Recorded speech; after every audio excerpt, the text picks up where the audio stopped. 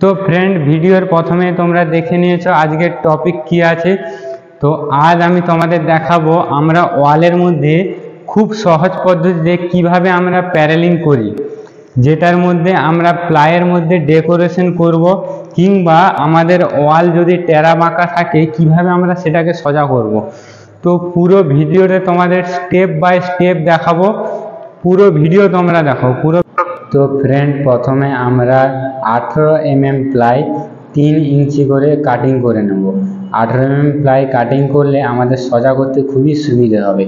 এই দেখতে পাচ্ছ আমরা 3 ইঞ্চি করে প্লাই কাটিং করে নিলাম, আর আমরা বেশ কয়েকটি প্লাই আমরা কাটিং করে নেব। ফ্রেন্ড, প্রথমে আমরা এইভাবে আমরা ব্লু সুতা দিয়ে দাগ মেরে নিয়েছি।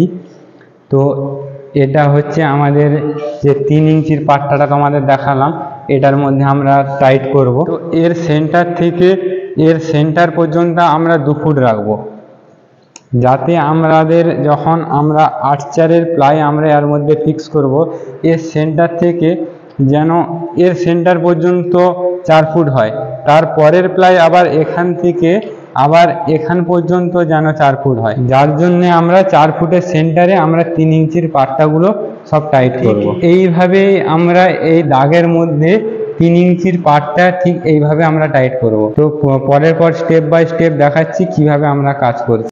তো ফ্রেন্ড, আমাদের যেহেতু ওয়ালটা অনেকটাই বড় আছে, তো আমাদের যতগুলো পাট্টা লাগবে আমরা প্রত্যেকটা পাট্টা আমরা দেওয়ালে হোল করে স্ক্রু টাইট করার জন্যে প্রত্যেকটা পাট্টার আমরা দাগ তুলে নেব, যাতে ওই দাগ বরাবর আমরা হাম্বার ড্রিল দিয়ে হোল করে পাট্টাগুলো আমরা টাইট করতে পারি।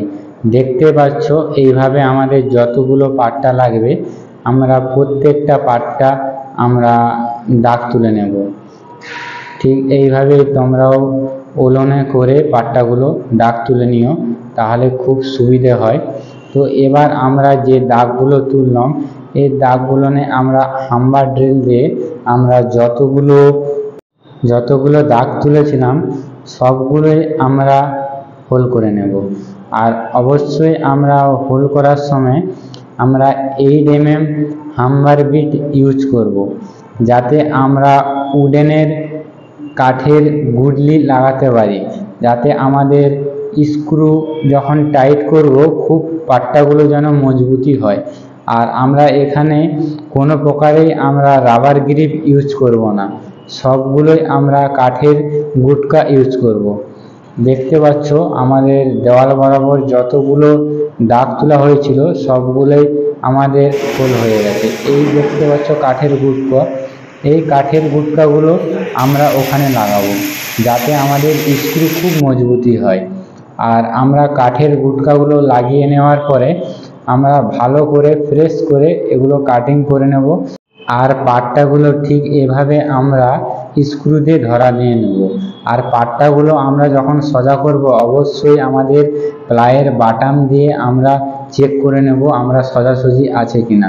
দেখতেই পাচ্ছ আমরা প্লাইয়ের বাটাম দিয়ে ঠিক এইভাবে খিঁচ দিয়ে পুরো ওয়ালটা আমরা সোজা করে নিয়েছি। আর হাইটের প্লাইগুলো আমরা টাইট করে নেওয়ার পর ঠিক এইভাবে আমরা মাঝের প্লাইগুলো ঠিক টাইট করে আমরা সুতাতে বেঁধে নেব। তো ভিডিও ভালো লেগে থাকলে অবশ্যই ভিডিও শেষে একটি লাইক করে দিও, যাতে যত নতুন ভিডিও আপলোড করব সবার আগে তোমাদের কাছে পৌঁছায়।